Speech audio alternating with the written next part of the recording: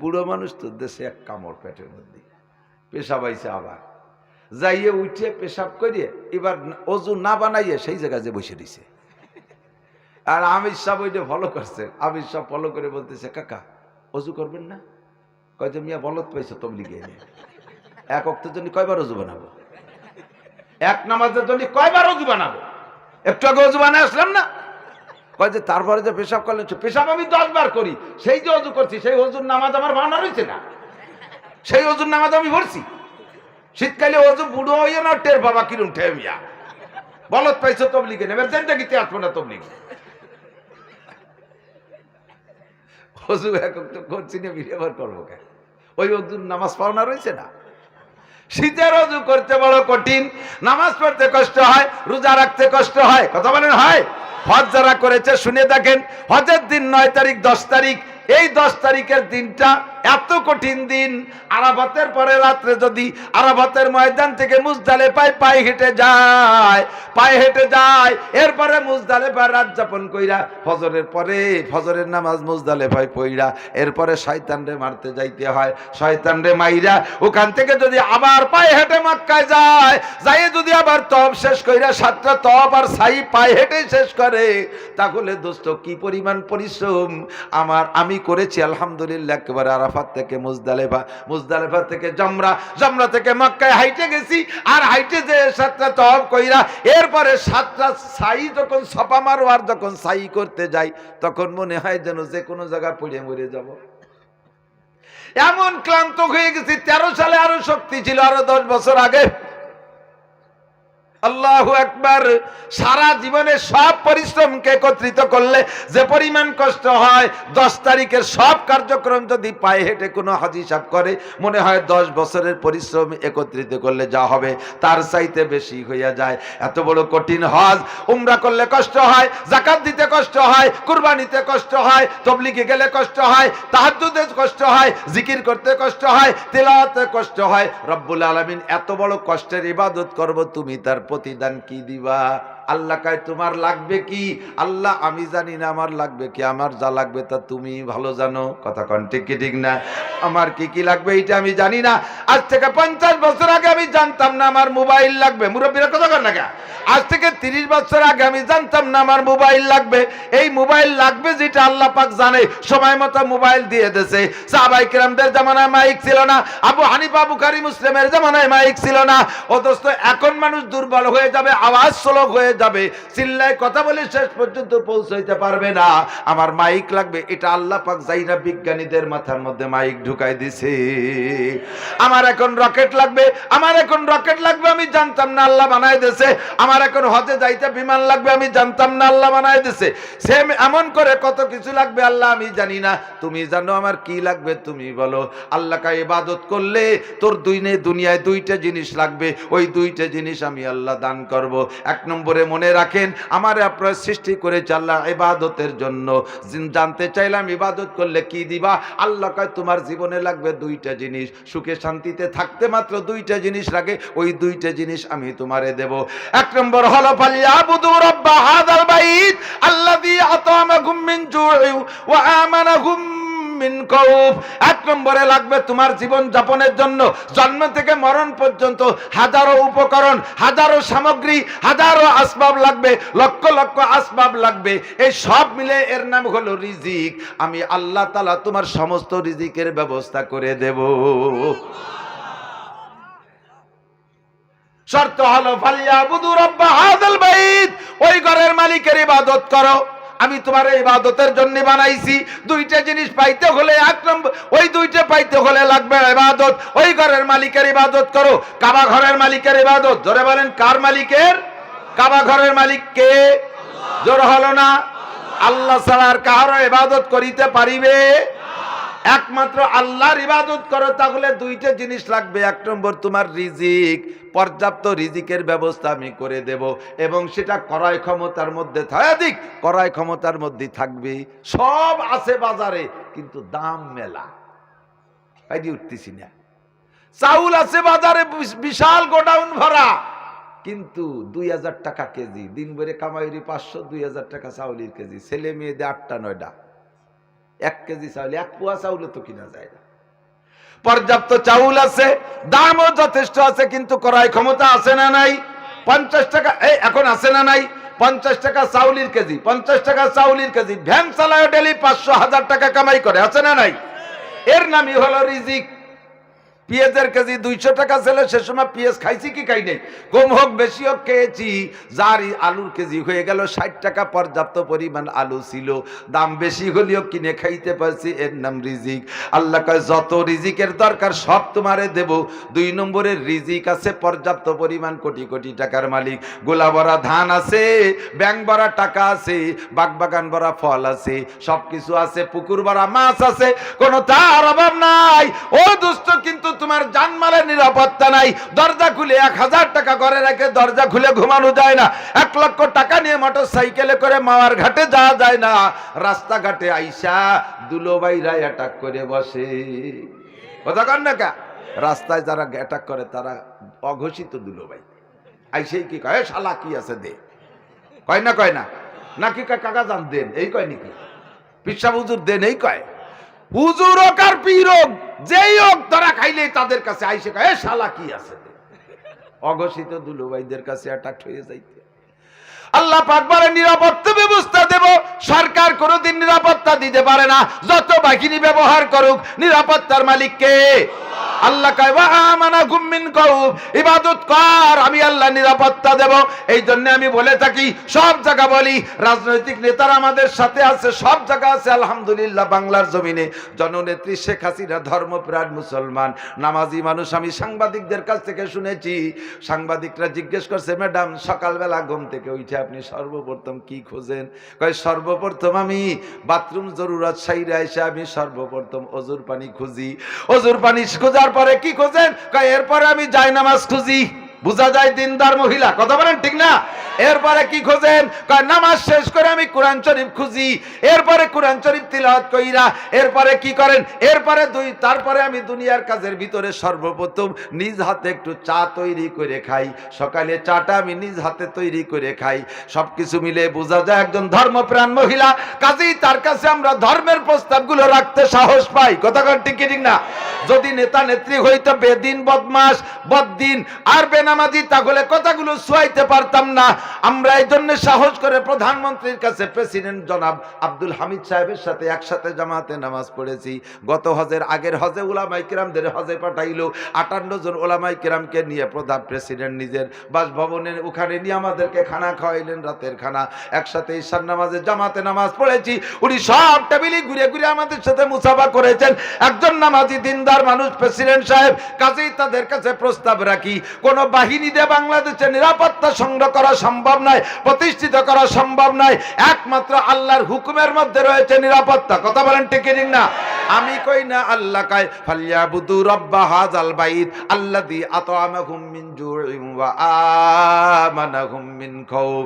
প্রেসিডেন্টেরও জানেন নিরাপত্তা নাই, প্রধানমন্ত্রীরও কিন্তু জানেন নিরাপত্তা নাই, কথা কন।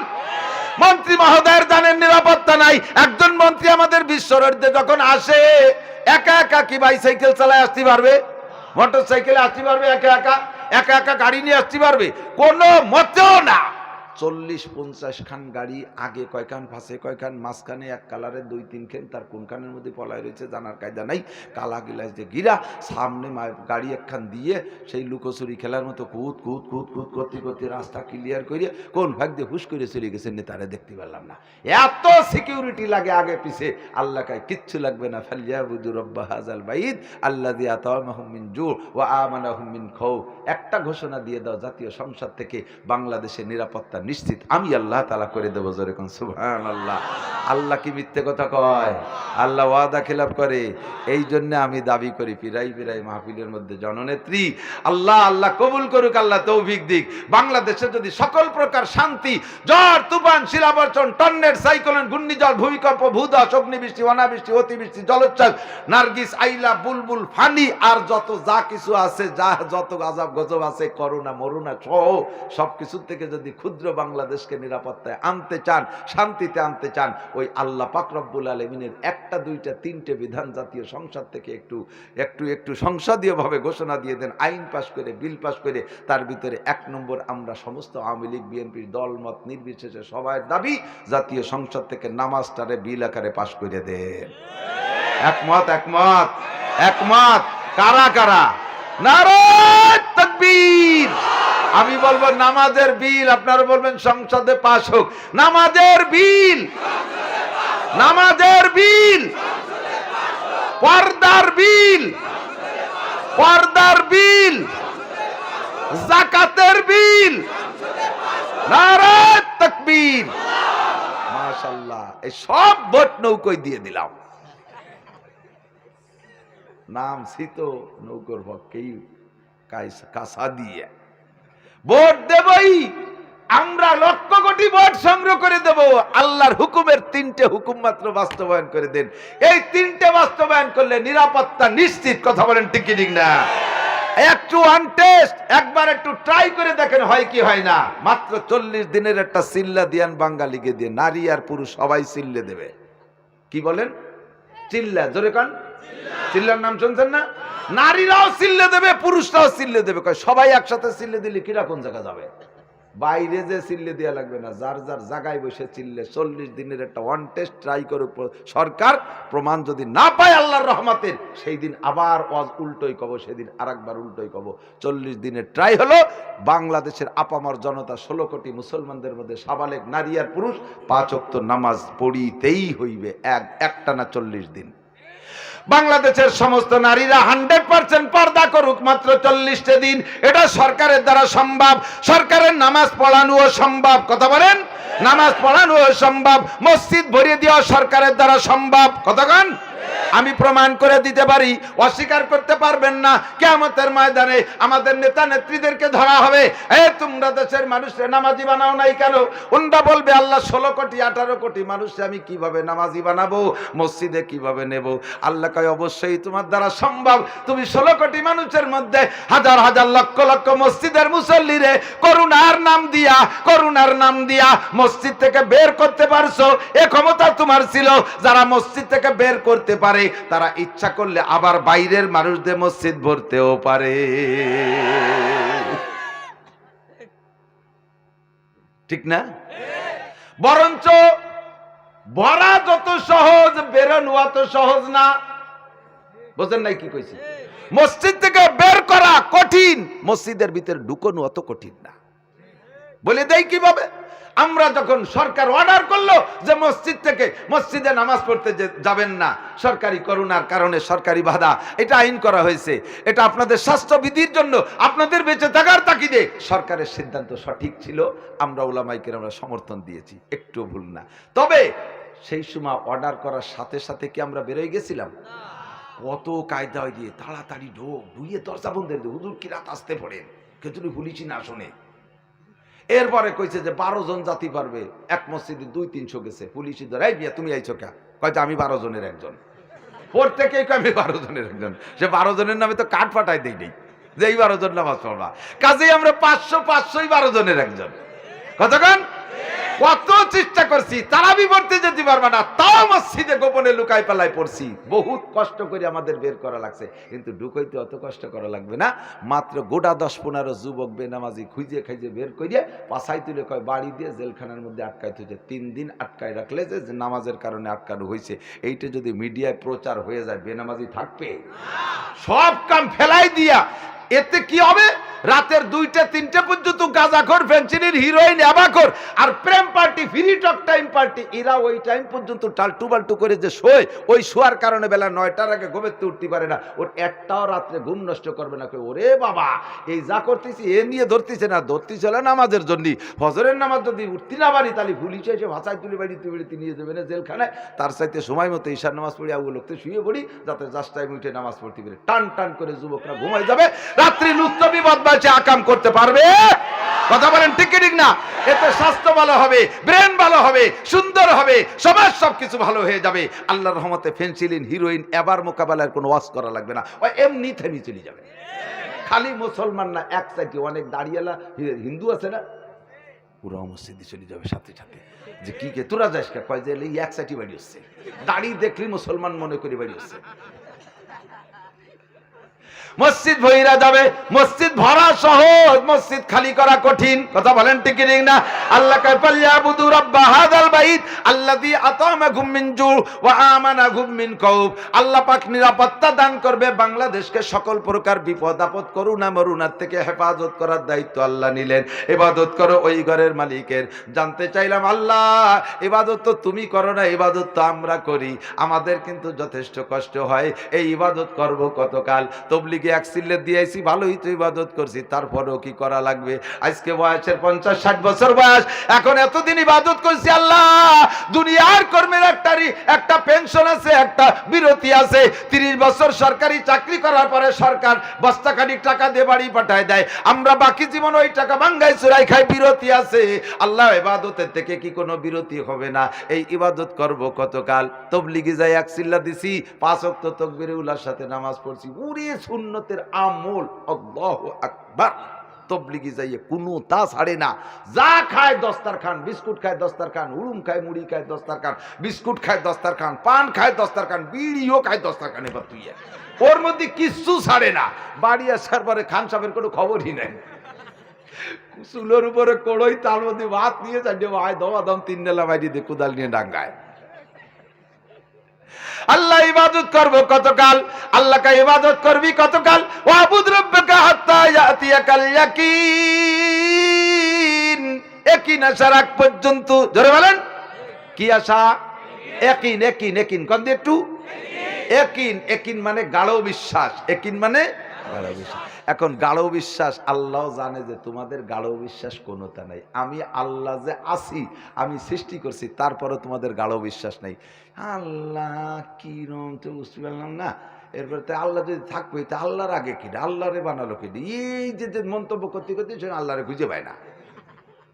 আল্লাহর প্রতিও গাঢ় বিশ্বাস নাই, আখিরাতের গাঢ় বিশ্বাস নাই, জান্নাত জাহান্নামের গাঢ় বিশ্বাস নাই, পুলসিরাতের গাঢ় বিশ্বাস নাই, জাহান্নামের গাঢ় বিশ্বাস নাই, আমারও নাই, আপনারও নাই। যদি থাকতো তাহলে একটা মানুষও ভুল করমেও একটা সগীরা গুনাহ করতে পারত না। গাঢ় বিশ্বাসের অভাবে এই গুনার কাজগুলো করি, গাঢ় বিশ্বাসের অভাবে ইবাদতগুলো ছেড়ে দেই। আল্লাহ তা ভালো করে জানে। আল্লাহকে কোনোটার প্রতি গাঢ় বিশ্বাস নাই। একটা জায়গার গাঢ় বিশ্বাস সকলেরই আছে, শুধু মানুষ না, সমস্ত প্রাণীর পিপিলিকাটারও আছে। সেই গাঢ় বিশ্বাসটা হলো মরণ অবধারিত। কথা কন, মরা লাগবে? কও যুবক লাগবে? কবে মরবা কও দি? আর 40 বছর পরে তুমি মরবা রাতারাত। বিশ্ব রোডে উঠতি, আরে আগে বিশ্ব রোডে কিন্তু এত কুত্তো মরা দেখতাম না। এই বাঙ্গাইতে এখন মা পর্যন্ত কি পরিমাণ বিলেই কুত্তো মরা। আগে কিন্তু এত মরে নাই, কারণ এখন গাড়ি চলে জায়গা 150 কিলোমিটার বেগে, যে আসে সে আর সারতে পারে না, ঠিক কিনা? মরণ অবধারিত। হাত্তা ইয়াতিয়াকাল ইয়াকিন। আল্লাহকে ইবাদত করবি, আমার সূর্য যতদিন ব্যবহার করবি, চন্দ্র যতদিন ব্যবহার করবি, নদ নদী খালবিল যতদিন ব্যবহার করবি, আমার ভাত যতদিন খাবি, আমার রুটি যতদিন খাবি, এক কথা আমার জমিন যতদিন ব্যবহার করবি, অতদিন পর্যন্ত ইবাদত করিতে হইবে। যখন এগুলো ব্যবহার বন্ধ হয়ে যাবে, তারপরে আর আমি ইবাদত চাইব না। ইজা মাতাল ইনসানু ইনকাতা আনহু আমালুহু। মরে গেলে সমস্ত আমলের দরজা বন্ধ। কবরে যে নামাজ নাই, কবরে যে রোজা নাই, কবরে যে হজ নাই, কবরে যাকাত নাই, কবরে তিলাওয়াত নাই, কবরে জিকির নাই, কবরে ফিকির নাই, কবরে তাবলীগ নাই, কবরে চরমুনাই নাই, কবরে মহিলা তোমার পর্দা করা লাগবে না, কবরে যে তোমার হালাল হারাম বাছাই কোটা করা লাগবে না। ইজা মাতাল ইনসানু ইনকাতা আনহু আমালুহু। জমিনে থাকবি, আমার নিয়ামত ব্যবহার যতদিন করবি অতদিন পর্যন্ত ইবাদত। যদি আমার ইবাদত করতে মনে না চায়, তাহলে ফানফুজু ফানফুজু ফানফুজু, বের হয়ে যা, আমার দুনিয়া থেকে বের হয়ে যা। এবার আল্লাহকে বের হয়ে যা বলার পরে আবার আল্লাহ নিজেই বলেন লা তানফুজুনা ইল্লা বিসুলতান। যাবি কোন জায়গা? যে জায়গা যাবি সে জায়গা আমার হুকুমত। কতক্ষণ? এই জন্য বুজুর্গানে দে যুবক আবার দিক তাকা। বুজুর্গানে দিন বলেন গুনাহ করতে হলে তুমি হিসাব করবা। কয় গুনাহ করতে হলে ওই জায়গা যায় করো যে জায়গা আল্লাহ দেখে না। আল্লাহ কোন জায়গা দেখে না? কক্সবাজার দেখে না আল্লাহ। আরে কুয়াকাটা আল্লাহ মোটেই দেয় না। এই 2 দিন আগে গেছিলাম কুয়াকাটা। যাইয়ে দেখলাম মাহফিল ছিল ভুলে গেছি, ওই এমনি ওই আকাম করতে আমি যাই না, একেবারে কুয়ো কাটা কুয়োর গুড়াই ছিল আমার মাহফিল। যাইয়ে দেখলাম আরে কি ইবাদত চলতেছে, আস্তাগফিরুল্লাহ। বুঝলাম কেন কেন আল্লাহ পাক সাগরের থেকে সিডার সুনামি আর এই জলোচ্ছ্বাস আল্লাহ কেন দেয়। ওই সমুদ্র সৈকতে গেলে বোঝা যায়, কথা বলেন। সমুদ্র সৈকতে গেলে নারী আর পুরুষ গোসল করে পানির থেকে উঠতেছে, হাজার হাজার উঠতেছে, পর্দা নাই পুশিদা নাই, শুধুমাত্র পরনের কাপড় পইরা যুবতী মেয়েরা দলে দলে যাইয়া পুরো ফ্যামিলি সব যাইতেছে, বাপও যায়, মাও যায়, যুবতী মেয়েরা যায়, সাথে সাথে যুবক ছেলেরাও যায়, অল ফ্যামিলি যে সেই সাগরের থেকে গোসল করে গুনাহ খাতা সব ধুইয়ে সাগরে বাসায় দিয়ে চলে আসতেছে। সরে নাপাক করে ফেলাইছে। এই জন্য আল্লাহ তাআলা মাঝে মাঝে পানি উঠাইয়ে সরে দই কয় সরের গোসল ফরজ হইছে, একটু দিয়ে সাফ করে ফেলাই দিলাম, যা কথা বল না। কোন জায়গায় যে গুনাহ করবি, যা যা জায়গা আল্লাহ না দেখে, সুন্দরবন আল্লাহ দেখে, পাহাড় আল্লাহ দেখে, জাফলং আল্লাহ দেখে, তামাবিল বর্ডার আল্লাহ দেখে, কক্সবাজার আল্লাহ দেখে, কুয়াকাটা আল্লাহ দেখে, নিরিবিলি পার্ক আল্লাহ দেখে, যে পার্কে যাবি সরোয়ার্দী উদ্যান আল্লাহ দেখে, ওই জায়গা বইসা বইসা দুইজনে তাসবিহ দেব, ও জায়গা আল্লাহ পাক রব্বুল আলামিন দেখে কি দেখে না, জোরে বলেন দেখে কি দেখে না। গুনাহ করতে হলে ওই জায়গা যা, যে জায়গা গেলে আল্লাহ না দেখে। ও মহিলারা ভাঙ্গার মার্কেটে যে তোমরা মার্কেট করো, আল্লাহ পাক রব্বুল আলামিন কয় যেভাবে চলাফেরা করিস আমার সহ্য হয় না। ওই জায়গা যে গুনাহ কর যেখানে আমি না দেখি, কিন্তু যাবা কোন জায়গায়, লা তানফুজুনা ইল্লা বিসুলতান, সব জায়গা আল্লাহর হুকুমত আছে না না। সারা ইহকাল পরকাল সব জায়গা আমার আল্লাহর। ওয়াবুদ রাব্বাকা হাত্তা ইয়াতিয়াকাল ইয়াকিন, মরণ আসার আগ পর্যন্ত ইবাদত করতে হবে, ইবাদতের কোনো বিরতি পান আছে। এতদিন নামাজ পড়ছি আর পড়বো না, গত বছর রোজা রাখতে এবার পারবো টারবো না রোজা রাখতে, এই বলে না হয় কাল্লি চলবে নাকি? রোজা রাখা লাগবে লাগবে লাগবে। জাকাত গতবার দিয়েছেন এবার দেওয়া লাগবে, কুরবানি গতবার করছেন এবার করা লাগবে, পর্দা গতবার করছেন এবারও করা লাগবে, পর্দা গতকাল করছেন আজও করা লাগবে, হালাল গতকাল খাইছেন আজও যুবক দাঁড়িয়ে এতদিন রাখছেন, কাজে বেলানোর সুযোগ নাই, সব ইবাদত মরণকাল পর্যন্ত করিতে হইবে, কথা বলেন ঠিক কি ঠিক না? আল্লাহ বুঝলাম, তাহলে বিরতি নাই। ইবাদত কাকে বলে একটু সংক্ষেপে কইয়া দাও, মনে আছে কি কথা? সিরিয়াল 1 নম্বরে আল্লাহকে ইবাদতের জন্য বানাইছি, 2 নম্বর জানতে চাইলাম ইবাদত করলে কি দিবা, তাও আল্লাহ বুঝাই দিল তোর যা লাগবে তাই দেব। 3 নম্বরে করবো ইবাদত কতদিন, তাও আল্লাহ টাইম বলে দিল মরণকাল পর্যন্ত। 4 নম্বর জানতে চাইলাম ইবাদত কাকে বলে, সংক্ষেপে কও। আল্লাহকে ইবাদত হলো 2 কথার নাম, মা তাকুমুর রাসূলু ফাখুযুহু ওয়া মা নাহাকুম আনহু ফান্তাহু। আমার রাসূল যেটা যেভাবে ধরতে বলে সেইটারে সেইভাবে ধরো, রাসূল যেটা যেভাবে ছাড়তে বলে সেইটারে সেইভাবে ছাইড়া দাও। মাত্র 2 কথার নাম ইবাদত। কোন সুবহানাল্লাহ। এই এই এই এদিক সহজ হয়ে গেছে, কিন্তু 200 না ইবাদত, কিন্তু 200 না, 2000ও না, 2 লাখও না, 2 কোটিও না, মাত্র 2টা কথা। একেবারে সহজ হয়ে গেছে না? এদিক তাকান, খুব সহজ হয়ে গেছে। প্রধানমন্ত্রী যদি ঘোষণা দিয়ে দেয় আজকে পেপারিং ফ্ল্যাশিং হয়ে যায়, টেলিভিশনে খবর দিয়েছে মাননীয় প্রেসিডেন্ট দুর্বল হয়ে গেছে বার্ধক্যজনিত কারণে, ওনাকে আর এখন প্রেসিডেন্ট পদে রাখা যাচ্ছে না।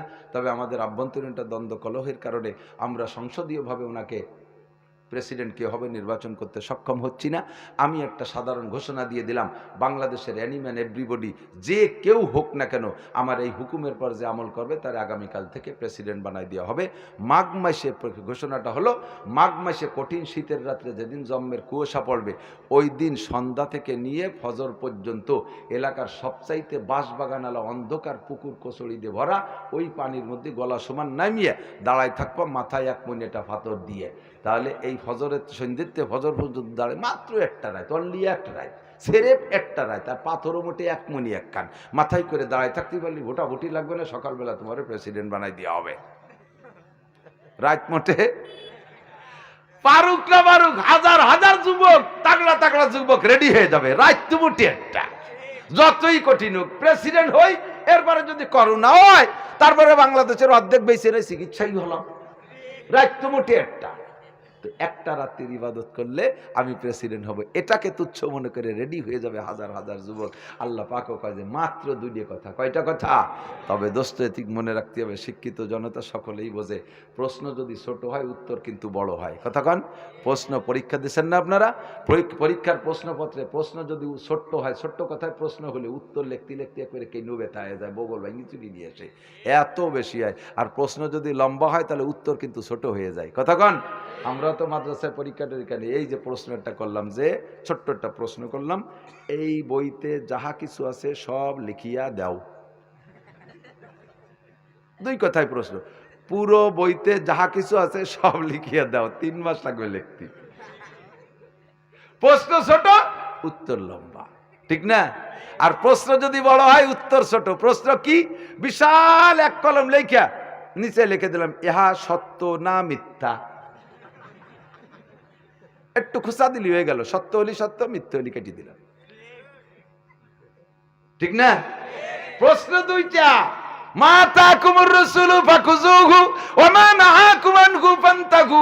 আল্লাহ পাক বলেন যা ধরার তাই ধরো, ছাড়ার যেটা সেইটা ছাইড়া দাও।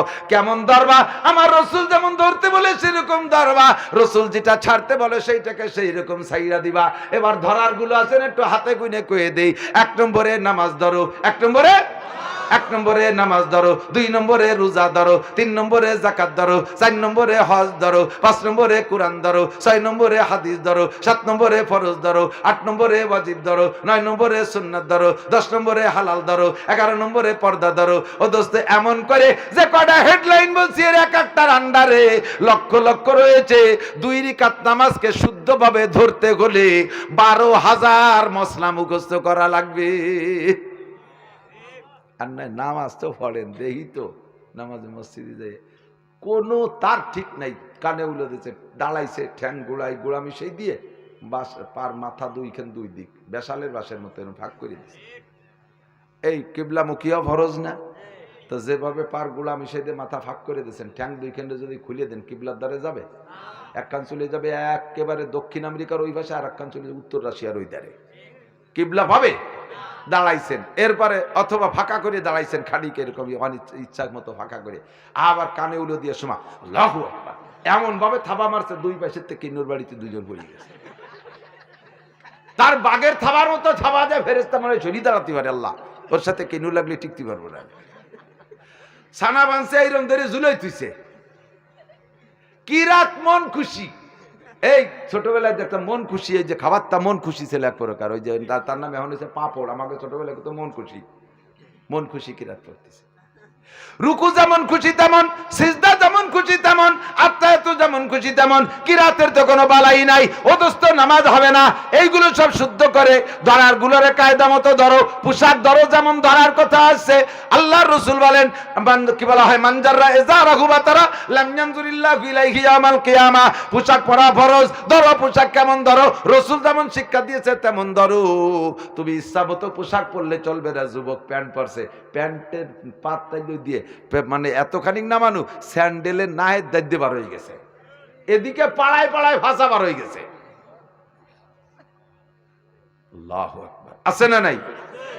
লুঙ্গি আর প্যান্ট পাজামা জামা জুব্ব যদি টাকটু সোয়া পড়ো, আল্লাহর নবী বলেন কিয়ামতের ময়দানে ওই লোকটা যত বড় দুনিয়ার থেকে ইবাদত করে যাক না কেন, ওই লোকটার দিকে আল্লাহ পাক ফিরেও তাকাবে না। আর আল্লাহ যদি কের দিকে না তাকায়, ওই লোকটার জান্নাতে যাইতে খবর আছে। কথা কোন ঠিক কি ঠিক না?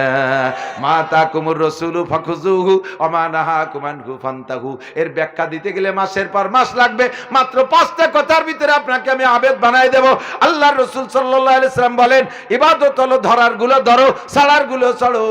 ইতিমধ্যে নবী পাক সাহাবায়ে কিরামদেরকে নিয়ে বৈশা একটা ওয়াজ ঘোষণা দিলেন। হুজুর বললেন মান আকাযা মাইয়াকুযু মিন্নি খামসা খিসালিন, কে আছো তোমাদের মধ্যে আমার থেকে 5টা কথা সংগ্রহ করবা, আমার থেকে 5টা কথা শিখে 5টা যোগ্যতা অর্জন করবা। এই যুবক মনে রাখো, মাদ্রাসার তালবে আলিমরা উলামায়ে কিরাম মনে রাখবেন, বয়ান করে শুনাই দেবেন আপনাদের আমি খিলাফতি দিলাম, আর আমি খিলাফতি পাইছি অন্য জায়গা থেকে। আল্লাহু আকবার। এই কথাটা নবী পাক বলেন, হযরত আবু হুরায়রা বলেন, নবী পাক বলেন, মাইয়া খুযু মিন্নি খামসা খিসালিন, কে আসো আমার থেকে 5টা যোগ্যতা অর্জন করবা, ফায়ামালু বিহিন্না, 1 নম্বরে 5টার পর নিজে আমল করবা, অথবা আল্লিমু মাইয়ামালু বিহিন্না, যারা আমল করতে চায় তাদেরকে শিখায়া দিবা। নবী পাক এই কথা বর্ণনা দেওয়ার জন্য অর্ডার দিয়েছেন, খিলাফতি দিয়েছেন। হযরত আবু হুরায়রা বললেন, আনা ইয়া রাসূলুল্লাহ, হুজুর 5টা কথা আমি নেব। এই মজা, 5টা কথা আমি নেব, এই 5টা কথা নেব কইয়া হযরত আবু হুরায়রা যখন হযরত আবু হুরায়রা যখন বললেন যে আমি নেব, তখন এদিকে না তার হযরত আবু হুরায়রা বলতেছেন, ফাকাজা বিয়াদি, আঙ্গুল ফাঁক কর, এরকম ধরছে। এর নাম হাদিসে মুসালসাল। যে হাদিস বর্ণনা ওই হাদিসের প্র্যাকটিক্যালি আমল দেখায় দেওয়ার নাম হলো হাদিসে মুসালসাল। নবী পাক পাগড়ির সুন্নত বয়ান করছেন, সাহাবায়ে কিরামদেরকে পাগড়ি বাঁধিয়ে দেখাই দিয়েছেন। হুজুর খেজুরের ফজিলত বয়ান করছেন, বস্তা ভরে খেজুর রেখে হুজুর নিজে খেজুর খাইছেন এবং সাহাবায়ে কিরামদেরকে খাওয়াইছে। মেসওয়াকের ফজিলত বয়ান করছেন, সঙ্গে সঙ্গে মেসওয়াক করে সাহাবায়ে কিরামদেরকে মেসওয়াক করাইছেন। হযরত আবু হুরায়রা বলেন, ফাখাযা বিয়াদি, আমার হাত ধরছেন, আমিও সেম সুন্নত অনুযায়ী এই ছেলেটার হাত ধরলাম। হাদিসের সরাসরি বর্ণনা, ফাখাযা বিয়াদি ফাআদ্দাহুন্না ফিহা, আমার হাত ধরে এই 5টা গণলেন, 1 2 3 4 5, এই 5টা কথা তোমরা একটু নিবা, রাজি আছো? সাহাবায়ে কিরামরা বললেন, জি হুজুর আমরা রাজি আছি। ফাআদ্দাহুন্না, 1 নম্বরে হুজুর বললেন, আবেদ তো হইতে বলা হলো, বলা হয়েছে কথা কি, যে ইবাদতের জন্য সৃষ্টি করা হয়েছে তোমাদেরকে। 2 নম্বরে ইবাদত করলে কি পাবেন, 3 নম্বরে ইবাদত করবেন কতদিন, 4 নম্বর ইবাদত কাকে বলে, কথা হয়েছে না সিরিয়াল ধরে। এখন এই ইবাদত করি আবার ক্যাটাগরি, ইবাদতের একটা স্তর আছে। ইবাদত করি একই ইবাদতে আবেদ হওয়ার একটা স্তর আছে। একই নামাজ পড়লে আব্দুল গফফার সাহেব পীর সাহেব হইল, একই নামাজ পড়ে হাজী শরিয়তুল্লাহ কামেল হইল, একই নামাজ পড়ে মুজাহিদ আজম আল্লামা শামসুল্লাহ পলিয়ে কামেল হইল, একই নামাজ পড়ে সরমুল্লাহ পীর সাহেব হইল, আর আমি সেই নামাজ পড়ে আজও সুদ ঘুষ ছাড়তে পারি না। তাহলে ইবাদতের মধ্যে পার্থক্য আছে না নাই? ইবাদত করলে আবেদ হয়, তবে ইবাদতের মধ্যে এই এদিক থেকে একটা মিসাল বলি, এই যে মেমোরি কার্ড আছে না, মেমোরি কার্ড, যুবকরা কও, মোবাইলের মধ্যে memory card 4GB memory card আছে, 32GB আছে। তাহলে 4GB মানে ছোট জিবি, 32 যাবে মানে জিবি মানে বেশি জিবি, তাই তো? তাহলে 4GB 4GBর মেমোরি কার্ড তো একটুকু আমি চিনি, 32GBর মেমোরি কার্ড কেন এত বড় না? কথা কয় না, ওখানেরও সাইজ কি একই সাইজ।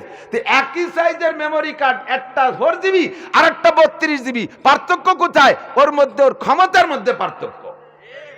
একই নামাজ 4 রাকাত আমি পড়ি, আমার নামাজের মধ্যে পুরো বাজারের হিসাব কমপ্লিট। কতক্ষণ মুসল্লি সালাম ফিরে যে কয়, হুজুর আজকে আপনার নামাজ হয়নি। কেন? আপনি কি করে বুঝলেন? কয় যে অন্য দিনে 4 রাকাত নামাজের মধ্যে আমার দোকানের পুরো হিসাব হয়ে যায়, আজকে এখনো একটা সাইডের হিসাব বাকি রয়েছে, তাতে বোঝা গেল নামাজ 1 রাকাত কম হয়েছে। ইবাদতের ভিতরে পার্থক্য আছে। ও দোস্ত, আমি কোরআন শরীফ পড়ি, আমার দিক থেকে রমজান মাসে এক ব্যক্তি 1 খতম কোরআন পড়বে, আল্লাহ তারে 70 খতমের সওয়াব দেবে, সুবহানাল্লাহ। আর এক ব্যক্তি 1 খতম কোরআন পড়বে, আল্লাহ তারে 700 খতমের সওয়াব দেবে। কোরআন শরীফ কিন্তু 30 পারাই। ওনার পড়ার ভিতরে যেই পাওয়ার ছিল সেই পাওয়ারে পাইছে 70 খতম, আর ওনার পড়ার ভিতরে যেই পাওয়ার ছিল তাতে পায় 700 খতম। এই জন্য আবেদের একটা ক্যাটাগরি আছে, ক্লাসিফিকেশন আছে। আল্লাহ পাক রব্বুল আলামিনের পক্ষ থেকে নবী বলেন, যদি তুমি সর্বশ্রেষ্ঠ আবেদ হইতে চাও, সর্বশ্রেষ্ঠ আবেদ হবেন না ইনশাআল্লাহ? বলেন আমিন। সর্বশ্রেষ্ঠ আবেদ হইতে চাও, আল্লাহ রাসূল বলেন এই 5টার ভিতরে নাম্বার 1, 1 নম্বরে হুজুর বৃদ্ধাঙ্গুল ধরে বলেন, 1 নম্বরে ইত্তাকিল মাহারিমা, ইত্তাকিল মাহারিমা তাকুন আবাদান নাস। সবচেয়ে বড় আবেদ যদি হইতে চাও, তাহলে তুমি যত প্রকার হারাম আছে ছাইড়া দাও। এক কথায় অল্পের মধ্যে কিন্তু শেষ। যত প্রকার হারাম আছে, শ্রেষ্ঠ আবেদ হইতে হলে হারাম ছাড়ো। আল্লাহ রাসূল বলে নাই বেশি কোরআন তিলাওয়াত করো, বড় আবেদ হবা, বেশি নামাজ পড়ো, বড় আবেদ হবা, বারবার হজ করো আর উমরা করো, বেশি বড় আবেদ হবা, তাহাজ্জুদ বেশি পড়ো, আবেদ বড় হবা, এ কথা নবী বলেন নাই। নবী বলেছেন ইত্তাকিল মাহারিমা তাকুন আবাদান নাস। যত প্রকার হারাম আছে ছাইড়া দাও, তুমি হবা শ্রেষ্ঠ আবেদ। আর হারাম কি কি জানেন না এমন কোন মানুষ নাই, কথা কন, কথা বলেন।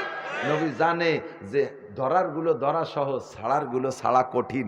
এই জন্য ওইগুলো নবী যতদিন ধরারগুলো বলছেন, ছাড়ারগুলো বলেন নাই। একটা মানুষও দুনিয়ায় নবীর শত্রু ছিল না। যতদিন হুজুর ধরার কথা বলছে, হুজুর বলছে তোমরা এই করো, ওই করো, সেই করো, এটা করো, ওটা করো, হাজার হাজার বলছেন 40 বছর বয়স পর্যন্ত। ধরারগুলো হুজুর কে আল্লাহ তাআলা আগেতেই তো এলেম দিয়েছে, কিন্তু নবুয়তি পাই নাই। আল্লাহরে নবী চেনেন না, কিন্তু খোদা প্রদত্ত যোগ্যতা বলে নবী হাজার হাজার ধরার কথা বলছেন। একটা মানুষও শত্রু হয় নাই। যেদিন থেকে ছাড়ারগুলো ছাড়তে বলছে, ওই দিন থেকে শত্রুতা শুরু হয়েছে। কথা কোন ঠিক কি ঠিক নেই? মূর্তি ছাড়ো, শিরক ছাড়ো, কুফর ছাড়ো, বেদাত ছাড়ো, এটা জিনা ছাড়ো, মদ ছাড়ো, গাঁজা ছাড়ো, হিরোইন ছাড়ো, ইয়াবা ছাড়ো, চুরি ছাড়ো, ডাকাতি ছাড়ো, লুচ্চবি ছাড়ো, বদমাশি ছাড়ো। ছাড়ারগুলো যখন ছাড়তে বলছে, তখন থেকে শত্রুতাই শুরু হয়ে গেছে। এই জন্য বলা হয় শ্রেষ্ঠ আবেদ হইতে জন্য ছাড়ারগুলো ছাড়ো। অমিয়া নামাজ পড়া সহজ, নামাজ পড়িয়ে যাই আবার মালে ভেজাল দেয়। নামাজ পড়িয়ে যে দোকানে বসে কি সুন্দর গোলগাল হয়ে কয়, আল্লাহর কসম এই যে আসরের নামাজ পড়িয়ে আসলাম, সবে মাত্র হুজুর তসবি হাতে রয়েছে, যদি লুঙ্গিতে 10টা টাকা লাভ করি। তাজা মিথ্যে কথা কই ওই লুঙ্গিতে 400 টাকা লাভ করে নিয়ে গেছে, অথচ কসম খেলো 10 টাকার উপরে। আছে না নাই? সুদে কারবার করে, নামাজ কালাম পড়ে আইছে, সুদে কারবার, নামাজ পড়ে ঘুষে কারবার। নামাজি পাক্কা দিনদার আল্লাহওয়ালা, তিনেন খেতা বান্ধে পাগড়ি, কে খেতা দিয়ে পাগড়ি একটা বাঁধছে, 43 বন্ধের জুব্বা একটা গায়ে, ঘাড়ের উপরে যায় নামাজ, বগলে দস্তারখান, কানের মধ্যে মেসাক গোজা, দাড়ির মধ্যে খিলেল গোজা, তসবি বিশাল একটা হাতে। যাইয়ে হাই স্কুলে মেয়েদের 500 মিটার দৌড় হবে, ক্রীড়া প্রতিযোগিতা অনুষ্ঠানে উনি সভাপতি। যাইয়ে সেই জায়গায় বড় চেয়ারে চশমার উপর দিয়ে রুঁচে রয়েছে, বুতুম পেশা, বুতুম পেশা দেন না, বড় বড় চোখ দিয়ে দৌড়াইয়া মাইয়া একটা আগে চলে গেছে। এই মেয়েটা কারে যে কারে গেলে ভাই তো ঠাউরত্তি হচ্ছিল, সোহে ভালো ঠাউরত্তি দেখি না, তোমারই তো ছেলের মাইয়া, তোমার নাতনি। ওরে বাবা, ওদি ভাষ্ট হয়ে গেছে। তুমি নাতনি ডারে ঘরের মধ্যে ঠেকাতে পারো না, আবার তসবি ওই জায়গায় বসেও সেই চেয়ারে বসে সেমডিকে দৌড় দেখে আর সুবহানাল্লাহ সুবহানাল্লাহ সুবহানাল্লাহ। আল্লাহ কায় ফকুবাজে রাতের তে তসবি সরা। ইত্তাকিল মাহারিমা তাকুন, কইতে গেলে রাত কাইতে যাবে। যত প্রকার হারাম আছে ছাইড়া দাও। বেপরদা করা হারাম, কথা বলেন বেপরদা। আমার মারা নামাজ পড়ো, রোজা রাখো, যা কিছু করো না কেন, তিলাওয়াত করো, জিকির করো, ফিকির করো। বর্তমান জামানায় নারীদের সবচাইতে এদিক, বর্তমান জামানায় নারীদের সবচাইতে বড় ইবাদত হলো পর্দা। একটু স্বীকার করেন, সবচেয়ে বড় ইবাদত পর্দা নাই। 99% যাও একটু নামে আছে মাত্র, বোরকা পরে বাড়ির বাইরে যায়, বাড়ির ভিতরে পর্দা নাই। পর্দা করেন যে জায়গায় পর্দা করা লাগবে পর্দা করেন। পর্দারও অদস্ত ক্লাসিফিকেশন আছে। কিছু পর্দা, কোন 1 নম্বর পর্দা হলো কোন পুরুষের সাথে 14 জন ব্যতীত কোন পুরুষের সাথে শরীরের চুলের আগাও দেখানো যাবে না। বোরকা পরে এরকম বুলুক দিয়ে চাই রয়েছেন হরিণীর মতো, সানগ্লাস দিয়ে, এখানে যেটুক সাদা আছে তা ছেলেপেলেরা দেখে, হাতের কবজির নিচে টুক দেখে, আল্লাহে আপনার পর্দা হয় নাই। ওর নাম বোরকা না। বোরকা পরে মাথা খোলা, বোরকা বলে মুখ খোলা, আল্লাহে হারাম, এটা করে বোরকাই হয় নাই। 1 নম্বর।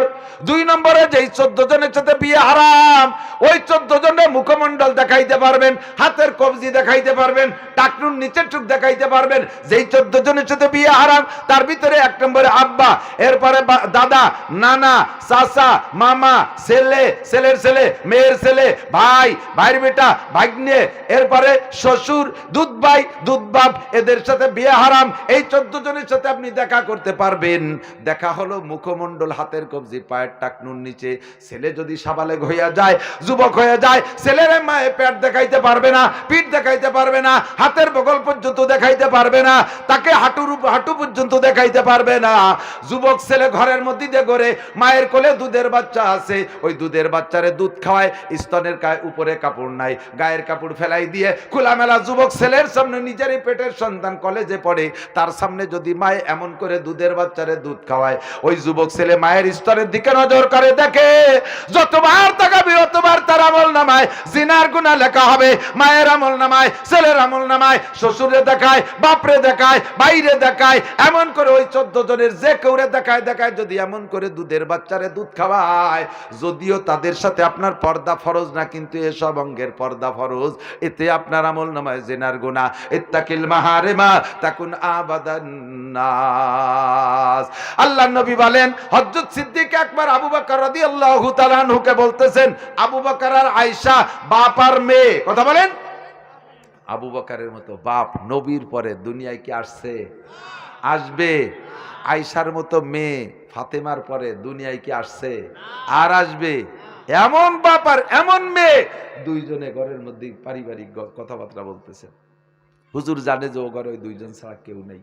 ইতিমধ্যে হুজুর শুনতেছেন নতুন একটা অপরিচিত পুরুষ কণ্ঠ, সাহাবায়ে কিরামদের কণ্ঠের সাথে কোনো মিল নেই। সন্দেহ করলেন যে পর্দার আয়াত নাজিল হওয়ার পরে তোমার আয়েশার ঘরের ভিতরে কোনো পরপুরুষকে আমি যাইতে দেখি না, ওখানে বাপ বেটি কথা কয় আর কে? একটু হুজুর সন্দেহ করে পাশের রুম থেকে বেরোইয়া উকি মেরে দেখতে গেলেন, হুজুর দেখে লা হাওলা ওয়ালা কুওয়াতা ইল্লা বিল্লাহ পড়ে বেরিয়ে চলে আসছেন। সিদ্দিক আকবর আবু বকর আর আয়েশা রাদিয়াল্লাহু তাআলা আনহুমা বাপ বেটি দুইজন বেরোয় চলে এসে আবু বকর বলতেছেন, ইয়া রাসূলুল্লাহ লিমা তুহাল্লিলু, হুজুর লা হাওলা কেন পড়লেন? হুজুর বললেন, আবু বকর আর ঘরের ভিতরে যাবেন না, আয়েশা তুমি ঘরের মধ্যে চলে যাও।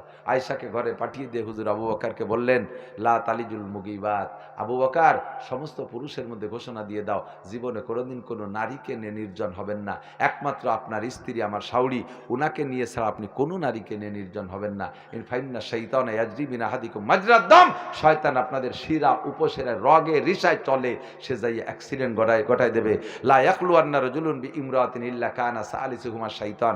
ওই সময় হাদিসটা নবী আরেকটা হাদিস শুনাইলেন, যে কোনো পুরুষ যে কোনো নারীকে নিয়ে নির্জন হলেই তার ভিতরে 3 নম্বর জন হয় শয়তান, তৃতীয় জন হয় শয়তান। আবু বকর আমি জানি যে দুই বাপ বেটি কথা বলতেছেন, আমি একটা অপরিচিত কণ্ঠ শুনলাম, উকি মেরে দেখি যে মিস্টার ইবলিস শয়তান পুরুষের রূপ ধারণ করে আপনাদের দুই বাপ বেটিকে দিয়ে অ্যাক্সিডেন্ট ঘটায় দেওয়ার জন্য সে পর্যাপ্ত চেষ্টা চালাইতেছে। আল্লাহ না করুক আমি জানতে পারি যে আমি যখনই গেছি শয়তান আমাকে দেখে পালায় চলে গেছে, হয়তো বা পারতো কিনা আল্লাহ মালুম, আল্লাহ আপনাদেরকে হেফাজত করুক, কিন্তু সে চেষ্টা চালাইতেছে। আবু বকর বললেন, হুজুর আমাদের রক্তের সাথে শয়তান চলে, আপনার রক্তে? হুজুর বলে, অমিন্নি, আমার রক্তের সাথে চলতে চায়। ওয়ালাকিন্নাল্লাহ আনানি আলাইহি ফাউসলামু, কিন্তু আল্লাহ তাআলা আমাকে পাহারাদারি করেন পার্সোনাল ভাবে, যার কারণে আল্লাহ আমাকে হেফাজত করে, আর কেউ পাহারাদারি করে না। শয়তানের দাবি জুনায়েদ বাগদাদির মতো, জুনায়েদ বাগদাদির মতো পুরুষ আর রাবেয়া বস্তির মতো মেয়ে, এই দুইজন যদি নির্জন হয় তাহলে ইজ্জতের সাথে ঘরে ঢুকবে, 5টা মিনিট সময় পাইলে আমি দুইজনের মুখে চুনকালি দিয়ে বের করতে পারি। আপনি কার সাথে কারে দিচ্ছেন, কার সাথে কারে চলাফেরার অনুমতি দিচ্ছেন, কার সাথে খোঁজ গল্প করতেছেন? সাবধান থাকবেন মেয়েরা। ইত্তাকিল মাহারেমা তাকুন আবাদান নাস, যত প্রকার হারাম আছে ছেড়ে দেন, হয়ে যাবেন আপনি সবচেয়ে বড় আবেদ। এইটা হলো 1 নম্বর ইবাদত। কথা বলেন ঠিক কি ঠিক না? ও দোস্ত, ধরারগুলো ধরা সহজ, ছাড়ারগুলো ছাড়া কঠিন, একটা কথা কইছি আমি, মনে আছে নাকি? কারণ ছাড়ারগুলোর অভ্যাস যাদের হয়ে গেছে, হারামে যাদের অভ্যস্ত হয়ে গেছে, ওদের হালালে মজা নাই, হালালে তৃপ্তি পায় না। কথা কন, হারামে অভ্যস্ত হয়ে গেলে হালালে মজা পায় না। যদি করে বিবাহিত পুরুষ তার ঘরে বিশ্ব সুন্দরী প্রিয়াঙ্কা চোপড়া বউ, মুরব্বীরা প্রিয়াঙ্কা চোপড়া টের পাচ্ছে না কি জিনিস, ওনরা মনে আছে প্রিয়াঙ্কা চোপড়া দিয়ে ভাত খায় মনে হয়। বিশ্ব সুন্দরী কয়েকবার প্রতিযোগিতায় ফার্স্ট হয়েছে, সারা পৃথিবীর ভিতরে সবচেয়ে সুন্দর এমন বউ যদি কের ঘরে থাকে, ওই পুরুষটা যদি অন্য একটা পরনারীর সাথে প্রেমাসক্ত হয়ে যায়, অন্যায়ভাবে তার সাথে সম্পর্ক করে, সেই মহিলা যার সাথে প্রেম করছে সে যদি একেবারে কাউসার মতো কালা, নাম ও তার আলকাতরাতুন নিসা, এর সাথেও যদি সম্পর্ক করে, তাহলে এই সুন্দরী বোর কথা তার ভালো লাগে না, এর দেখতে তার মনে চায় না, এর সাথে তার কোনোটা ভালো লাগে না, সব কিছু তার সাথে ভালো লাগে। হারামে অভ্যস্ত হয়ে গেলে হালালে মজা থাকে না, সুদে অভ্যস্ত হয়ে গেলে ব্যবসায় মজা পায় না, ঘুষে অভ্যস্ত হয়ে গেলে বেতনে তৃপ্তি পায় না। কথা কন না কেন? ঘুষে অভ্যস্ত হয়ে গেলে বেতনে তৃপ্তি পায় না, তেমনি মদ, গাঁজা, ফেনসিডিল, হিরোইন, আবার সিগারেট, ট্যাবলেটে যদি অভ্যস্ত হয়ে যায়, ওই যুবক দুধে আর মধুতে মজা পায় না, তার আকর্ষণও থাকে না। এমন করে যত হারাম আছে, হারামে অভ্যস্ত হয়ে গেলে হালাল। এই জন্য নবী বলছেন যে ইবাদত তো করবাই, তবে আগে হারাম ছাড়ো, ইত্তাকিল মাহারেম, ছেড়ে দিয়া কেন কঠিন? জাবাল গর্দার জিবিল্লাত না গায়ে দিক তাকান। যদি কেউ বলে আমি এই মাত্র মাওয়ার ঘাটের থেকে আসছি, মাওয়ার ঘাটের থেকে আইসা আপনাদের একটা খবর কইলাম, আরে এই ভাই আসতে দেরি হয়েছে কি জন্য জানেন? একটা আজিব কাণ্ড ঘটে গেছে মাওয়ার ঘাটে।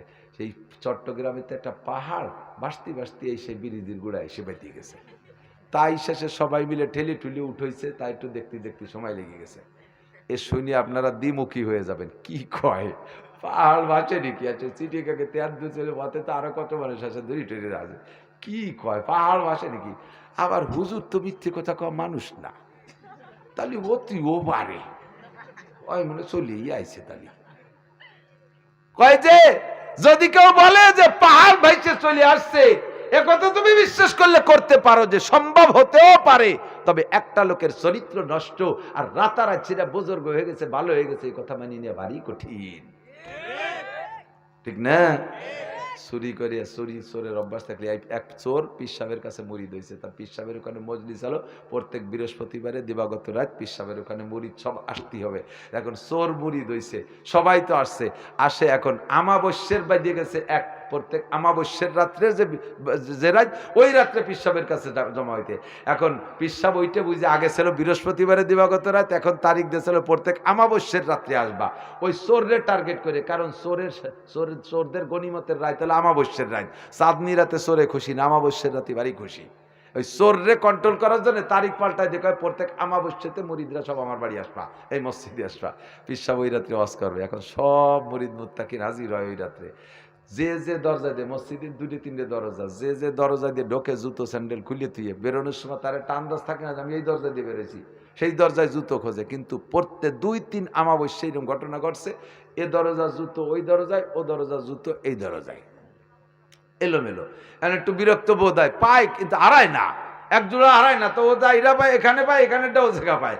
এখন ওই মুরিদরা কয় হুজুর এই ঘটনা কি ডাক করে কন্দি হুজুর, এই দরজার জুতো ওই দরজা, আমরা তো মনে আছে যে কিনা করে তুই এই ওই কেন, আগে তো অত না। আর হুজুর টের পাইছে, হুজুর কয় যে মিয়াও দেখ পানি আমি ওগুলো ঠিক হয়ে যাবে।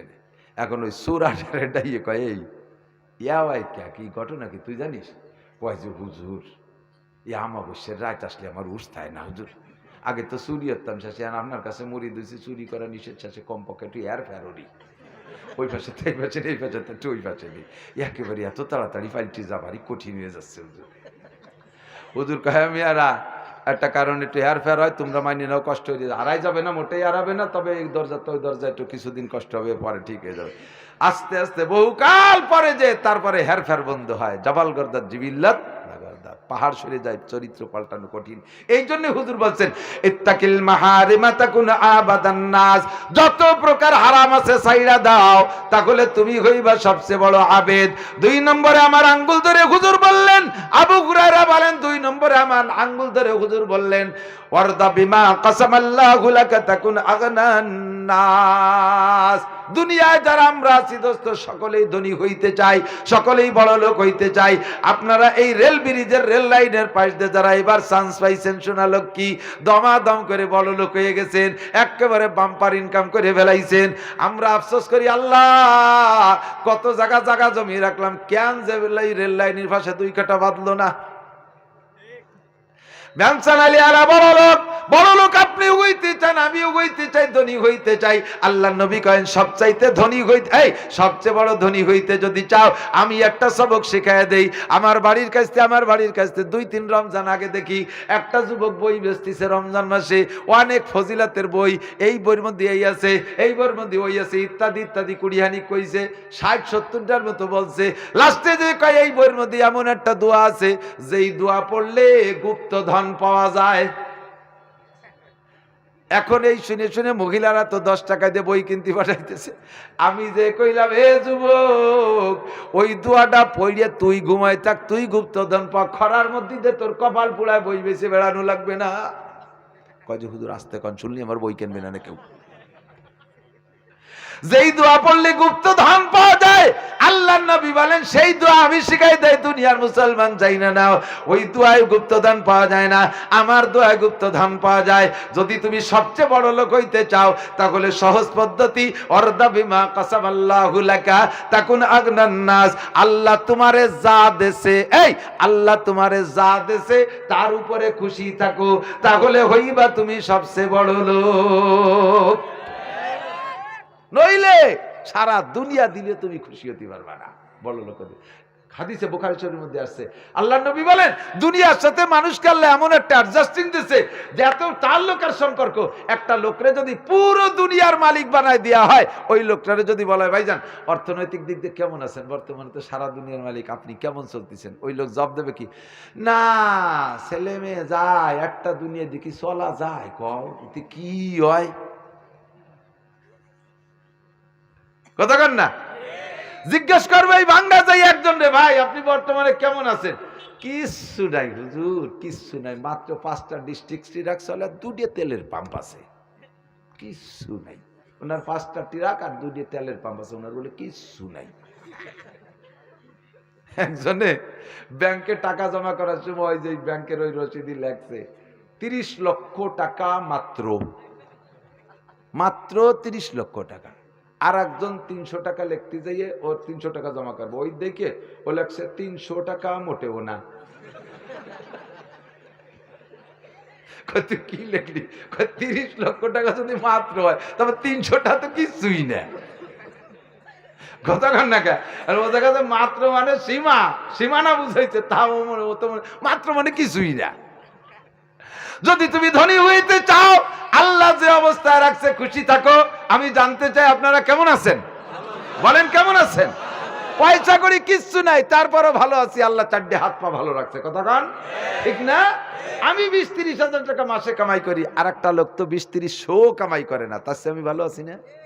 দুনিয়ায় যদি বড় লোক হতে চান নিচের দিক তাকাবেন, আমার চেয়ে নিচে মানুষ আছে, তাহলে আমি ভালো আছি। দুনিয়ায় যদি দিনদার হইতে চান আপনার থেকে উপর দিক তাকাবেন, তাহলে আরো ইবাদত করতে পারবেন। আর যদি দিনদারির দিক দিয়ে আখেরাতের দিক দিয়ে আপনি নিচের দিক চান, কত মানুষ মোটেই নামাজ পড়ে না, আমি তো যাও শুক্রবার একটু পড়ি, তাহলে তুমি ওই 4 ক্লাসে উঠতে পারবা না। তোমাকে দেখতে হবে, ওরে সুবহানাল্লাহ, একই বাজারে বাজার করি, আজান হওয়ার সাথে সাথে শাটারটা টান দিয়ে চলে যায় মসজিদে, আল্লাহ মাসে 3টে দিন দোকান বন্ধ করে তবলিগি চলে যায়, বছরে একটা চিল্লা দোকান বন্ধ করে, কি একটা রাত তার তাহাজ্জুদ কামাই নেই, আমি তার সামনে কি? তাহলে আপনি আরো বেশি ইবাদত করা শিখবেন। আর যদি বলে আমি তো যাও ওকে একটু করি, কতদিন তো মোটেই করে না, আক্কা বাক্কা খাইয়ে বসছে, কয়দিন পর তুমি বা কাফের বেঈমান হয়ে যাবা। এরপরে তুমি কয় যে কতজন তো না করিও বসে রয়েছে, আমিও না করি, তাকে সাথে তাকে যা আমাকে তাই হবে, এই বলে বসে থাকো। দুনিয়ার ব্যাপারে এই সেদিন ফেসবুকে দেখলাম একটা ফকির হাত পাও নাই শুয়ে রয়েছে, থাল পাইতে বসে রয়েছে, আর একটা ফকির ঠ্যাং খোলা বগলে ক্রাশ বাদাইয়া দোকান বিক্রি করে কালেকশন করে নিয়ে আইসা ওর ব্যাগের থেকে 5টা টাকা বের করে ওই ফকির শোয়া ফকির থালের পর ছেড়ে দিছে। অনেকেই দেখছেন মনে হয়। তখন সাংবাদিকরা বললে দেখিয়া, এই তুমিও ফকির ও ফকির, তুমি বিক্রি এনে খয়রাত দিচ্ছ নাকি? তো ওই জবাব দিল যে ভাই ও তো শুয়ে থাকে, মানুষে ফকির দেখলে এড়ায় এড়ায় চলে, ফকিরের কাছে আসে না, যদি কেউ ভুলি বাক্কা ওর কাছে আসে তাও সবাই তারে দেয় না। দেখেন ওর প্লেটে মাত্র কয়টা পয়সা, আমার ঠ্যাং আছে পা আছে, ঘুরিয়ে ঘুরিয়ে না দিতে যায়, তার পিছনে দৌড়ে দৌড়ে তার থেকে আমি কালেকশন করে নিয়ে আসি, আল্লাহ আমারে অনেক দেশে, তার থেকে আমার বাইরে আমি 5 টাকা দিয়ে যাই। এই ফকিরটা ওই কোটিপতির চাইতে ধনী, এই ফকির ওই কোটিপতির চাইতে ধনী, যেই ফকির যেই কোটিপতির কাছে কইলে না কিচ্ছু নাই, সব শেষ হয়ে গেছে। তুই বড় লোক হবি না, কোনোদিন তোর খয়রাইতে স্বভাবই যাবে না, ঠিক না? আমার এক ছাত্র মাদ্রাসাতে ছুটি দিছি কুরবানির সময় কালেকশনে, ও বাড়ি গেছে, ওর এক চাচা শিল্পপতি ওই বছর 2000 কোটি টাকার কাজ করছে, উনি আইসে বাড়ি, খুশি দিত তালবে আলিম বাগ যে চাচারে পাইছি, কোনোদিন ধরতে পারিনি, এবার জালে বাদায় ফেলবো। ওনার কাছ থেকে মোটা এক বস্তা নিয়ে হুজুরকে ছাড়িয়ে দেবো, হুজুরটা খুশি হবে। যে বলতেছে কাকা আমি তো মাদ্রাসায় পড়ি, কমি মাদ্রাসা, অনেক গরিব গুরবা ছেলে পেলে আছে, আল্লাহ আপনারা অনেক দেশে কিছু দেন। উনি কয় আরে বাবা আমি তো তোকেই খুঁজি, আমি অনেক দিন কিছু দিতে পারি না, তোরে পাই বড় খুশি লাগতেছে, হ্যাঁ বয় দেবে বললে। এবার পকেটও আছে, এক পকেটেতে বেরোইছে 1000 টাকার বান্ডিল থুয়ে দিছে, ফিরে পকেটে 500 টাকার বান্ডিল ওটাও রেখে দিছে, আর এক পকেটেতে 100 টাকার বান্ডিল সেটাও রেখে দিছে, 50 টাকা 20 টাকা 10 টাকার বান্ডিল পর্যন্ত দেখে থুয়ে দিছে, কোনো জায়গাতে দেওয়ার মতো টাকা নেই।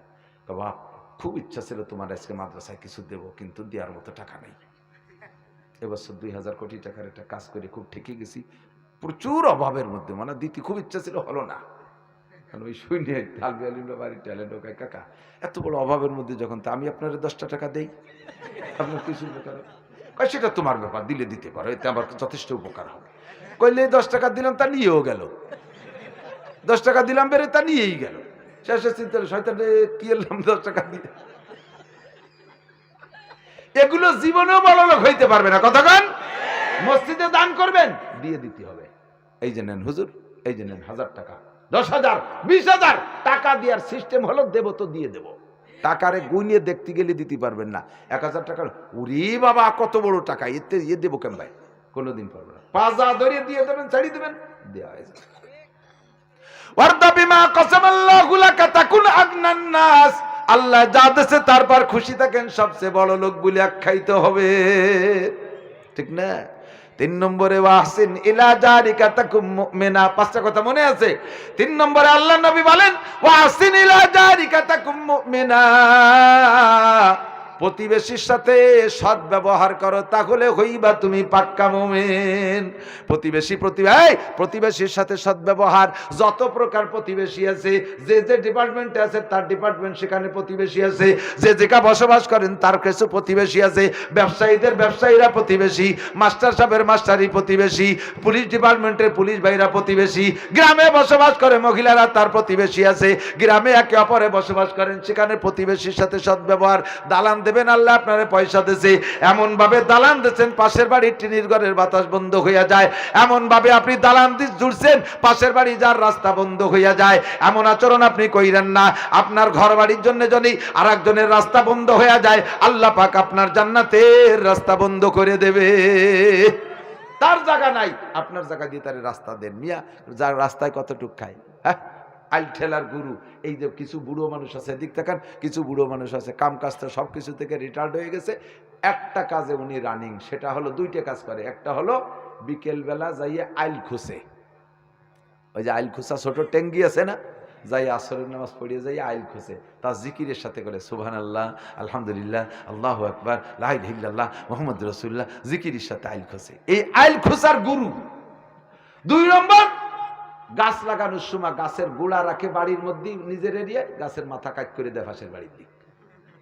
ওই অবস্থায় সে গাছ পাশের বাড়ি বিশাল বড় হয়ে গেছে, তাকে বাড়ি রোদ লাগে না, বাতাস লাগে না, খেতা কাপড় শুকোতে পারে না, ফসল নতি পারে না, খুব কষ্টে আছে। প্রতিবেশীরা দুর্বল সামাজিকভাবে আইসে একটু করছে, কাকা একখান ডাল কাটিয়ে দেন, এই পাশে একটু রোদ আসুক, আমার মা তো ধান শুকোতে পারতেছে না, ছোট ভাই বোনের খেতা কাপড় শুকোতে পারতেছি না, একখান ডাল কাটিয়ে দেন।